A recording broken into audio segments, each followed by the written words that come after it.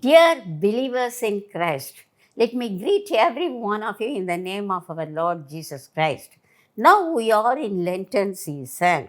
During Lenten season, we have to focus on prayer, fasting, and time for repentance also. We have to focus in our spiritual growth in Jesus Christ. Yes, we have to focus on spiritual revival, spiritual reformation, spiritual regeneration. During this Lenten season, we have to win Jesus Christ. We have to glorify and magnify His name. We have to radiate His light to the whole world. During this Lenten season, we should be reminded about our nature. We are dust, we are ashes. Abraham told, Lord, I am dust and ashes. Yes, dust will denote the weakness of man, the fragility of man, the vulnerability of man. And ashes will denote death. And ashes will be used by people for mourning, for fasting, and for repentance also. Ashes will denote the judgment of God also.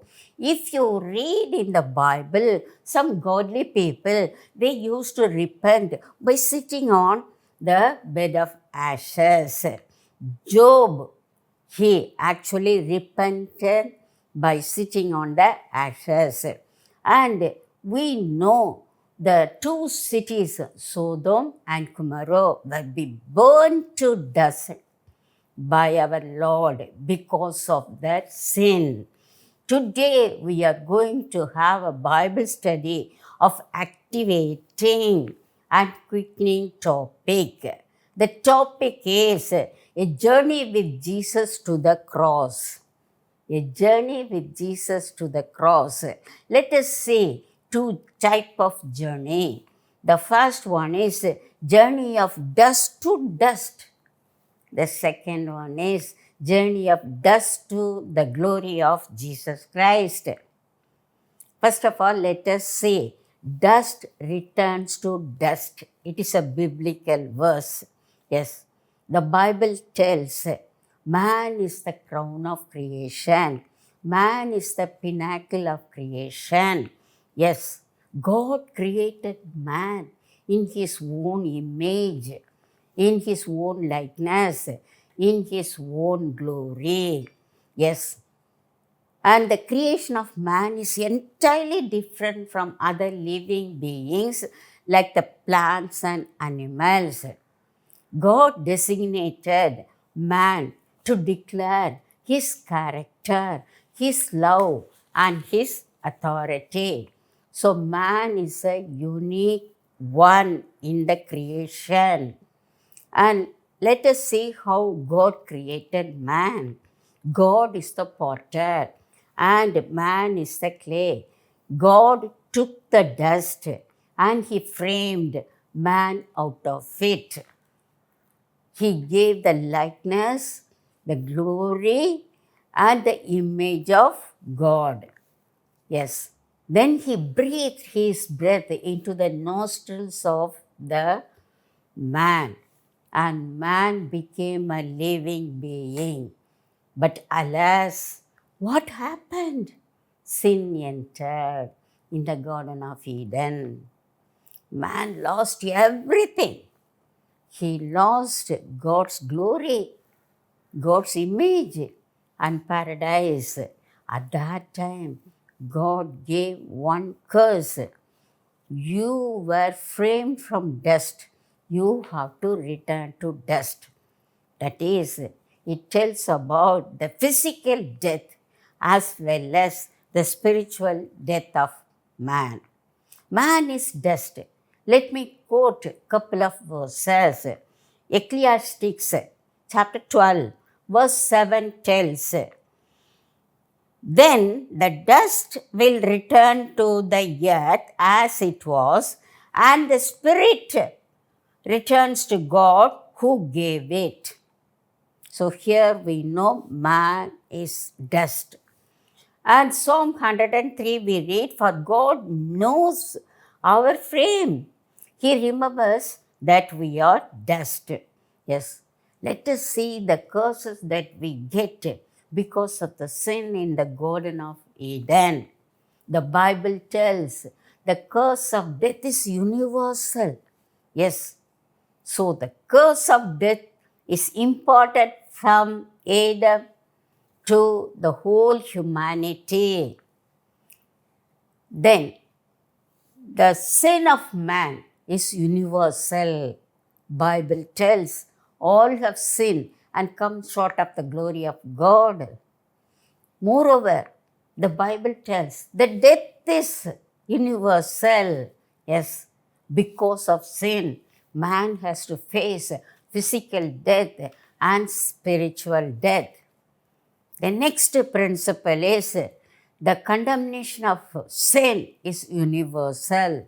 Yes, God condemned man. You were framed from dust.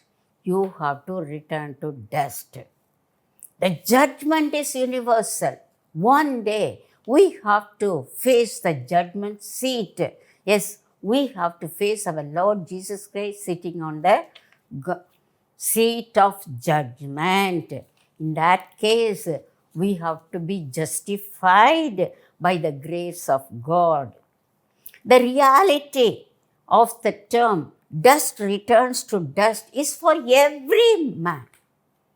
So, God is loving, He is graceful, He is merciful. So He gave His only begotten Son as Savior to restore everything what man lost in the Garden of Eden. And Jesus Christ gave into the world as a man. Yes, we can see Jesus Christ as the seed of a woman. We could just read about the incarnation of our Lord Jesus Christ as our Savior. And Jesus Christ restored the image, the glory, what man lost in the Garden of Eden on the cross. He shed his blood on the cross and man regained everything. Yes, he gets forgiveness of sins through the blood of Jesus Christ. He is justified by grace through faith. He is redeemed from the punishment of sin. He is saved from the bondage of Satan. And here we get the phrase, dust return to dust, ashes to ashes. It is a quotation usually the pastors will tell during the funeral service of man at sepulchre.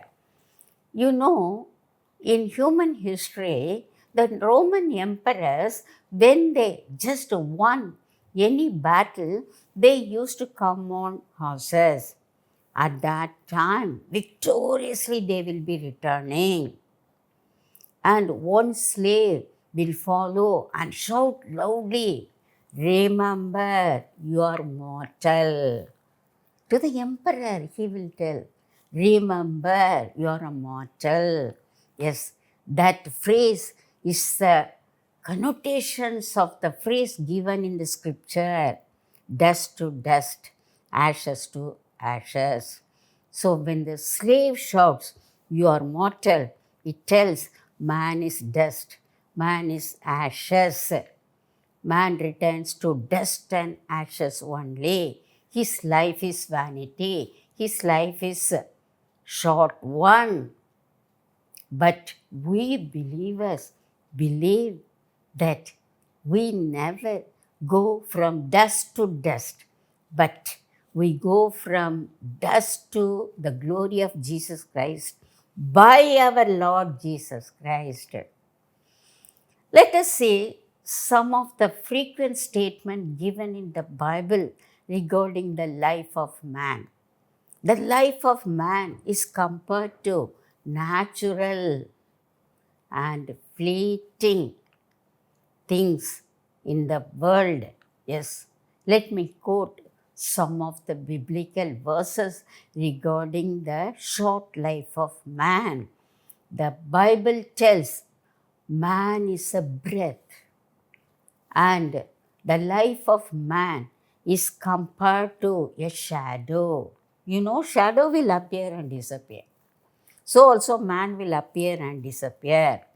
And man's life is compared to mist. Mist will appear immediately when the sun rays come, it will disappear. So also man's life. Man will appear and he will disappear. Another verse tells the life of man is like a grass. He will blossom like a flower. In the evening, he will wither away. Yes, that is the shortest life man has in this world. Moreover, the Bible tells man is a pilgrim and he is the journey of the life in the world. His body is compared to the tent. It is a temporary one. Yes. So what do we conclude? We can tell we are emblem of fragility and defilement. We are emblem of nothingness and humiliation. We are emblem of mortality and mourning. Yes. Now let us come to dust. Usually, according to scripture, people used to sit on dust and they will mourn and they will repent. We see in Job, he sat on the dust and he repented. And dust can be compared to the wrath and punishment of our Almighty God. You take the two cities, Sodom and Gomorrah, because of their sin, they were burned to dust. But we believers have one promise during the Lenten season. God is telling, I will transform your trust and I will transform your ashes to the crown of beauty. Yes, the Bible tells. I will quote the verse for you. Isaiah 61:3. God provide for those grieve in Zion. Grieve in Zion. To bestow in them a crown of beauty instead of ashes. Listen carefully. A crown of beauty instead of ashes. The oil of joy instead of mourning. I will repeat. The oil of joy instead of mourning. And a garment of praise instead of the spirit of despair. Sometimes we have the spirit of despair, but God will transform the spirit of despair into the garment of praise. Then we will be praising God. We praise and worship the Lord. Yes, beauty for ashes. That is the promise. Today the Lord is giving. Let us accept it. He never allows us to be mourning, to be in the grieved situation. Yes, always we will be happy, we will be joyful, we will be cheerful because we have the crown of beauty on us. And the ashes, which are the symbolic representation of grief, shame, and disgrace of sin, will never come beside us. We will have the hope of everlasting life. Only in the everlasting life we get the crown of beauty. Yes. Moreover, in this world, Jesus Christ will give us the garment of salvation and the robe of righteousness. The Bible tells, yes, beauty will be actually for those who are redeemed people, for those who are saved people, and it is a hope for everlasting life also. And Jesus Christ loves us, He saves us, He transforms our ashes to the beauty of crown. That we have to accept it. One Bible scholar by name Pearson, he tells, man is like an onion. You know, an onion, it will have layer after layer. And he tells every layer in the onion represents ego, ego of the man, self of the man. The first layer may be self-righteousness. Sometimes we may be self-righteous. That is wrong. The second layer may be self-trust. We never trust God, but we will trust only ourselves. The third layer may be self-seeking, egoistic. Always we will seek our will and wish. Then the next layer will be self-pleasing. We want to please ourselves, not God. Then the next layer will be self-defense. Then the last layer will be self-glory. What we have to do during the Lenten season, we have to just delete all self, all ego in our life. It may be self-righteousness or self-glory. Then we have to be empty. And we have to think that we are empty vessel and surrender completely into our Lord Jesus Christ. Then He will give His glory. We have to take up that glory. Now, the second biblical principle is it is the journey with Jesus Christ from dust to the glory of Jesus Christ during the Lenten season. Dust to glory, very, very important. One of God's plan before the foundation of earth, it tells that we have to get the glory of God. We have to reflect the glory of God. And God has filled His glory during creation time to the whole of the universe, including the living beings. And man got the glory of God. Man has to manifest the glory of God to others because we are the carriers of the glory of God. We are the dispensers of the glory of God. We are the displayers of the glory of God. And of course, we know man lost the glory of God in the Garden of Eden. But Jesus Christ came into the world as a Savior and He restored what man lost in the Garden of Eden on the cross. Yes, the chief object of the incarnation is to restore the lost, beautiful, spiritual blessings of man. Yes, we have to regain everything. For that, we have to believe in our Lord Jesus Christ. At that time, from the face of dust, we will enter into the face of glory of God. We get glory after glory. Yes, it is given in the Bible. Let me read the verse for you. 2 Corinthians 3:18. But with unveiled face, beholding as in the mirror the glory of the Lord, or being transformed into the same image from glory to glory, just as the Spirit of the Lord. See, in this verse clearly it is given, we have to behold Jesus Christ. When we behold Jesus Christ, we get the glory of our Lord, and we will just pass from glory after glory. What is God's glory?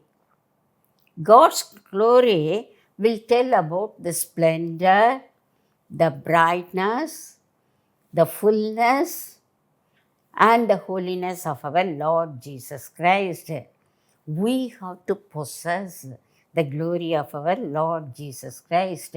What we have to do to get the Shekinah glory, the glory after glory from our Lord Jesus Christ? First step is we have to be born in the family of Jesus Christ. Then we have to tap the glory of Jesus Christ. Yes, we should be new creature in Jesus Christ. We have to look for the glory of Jesus Christ as Moses. Moses, when he was in the Mount Zion, he asked for the glory of God, and God passed and he saw the glory of God. And we have to gaze at the glory of God, like Stephen. Stephen, before stoning, he just looked above and he saw the heavens opened. He saw Jesus Christ standing near the throne with the glory. Just like Isaiah, we have to go to the temple and see the glory of God. Just like Habakkuk, we have to see in vision the fiery glory of God. It is given in the Bible. Yes, I can quote many number of godly people who has seen the glory of God. Paul, when he went to the third world, he saw the glory of God. Moses, when he went to the mountain, he saw the glory of God. God wants every one of us to be filled by the glory of Jesus Christ, as the earth is filled with glory. God wants every one of us to declare the glory of God as the heavens declare the glory of God. Yes, what we have to do? We have to arise and shine, as it is given in Isaiah 61. Arise, shine, for your light has come, and the glory of the Lord is risen upon you. So, believers, during this Lenten season, we have to pass from the face of dust to dust to the glory of our Lord Jesus Christ. May God bless these verses. Dear believers, now it's time for us to pray. Let us pray. Gracious and merciful Lord, we have a good time during this prayer time. Yes, Lord, we learned many truths regarding the glory of God. Prayer is a royal gate through which we can enter into the heart of our Lord Jesus Christ. Now the Bible tells, and we accept, oh Lord, we are the temple of God. We are the field of God.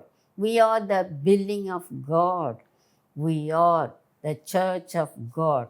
Yes, Lord, as the building and church of God, we have to reflect your glory. Now we look at you. Kindly fill us with thy glory so that we can just have the glory in ourselves.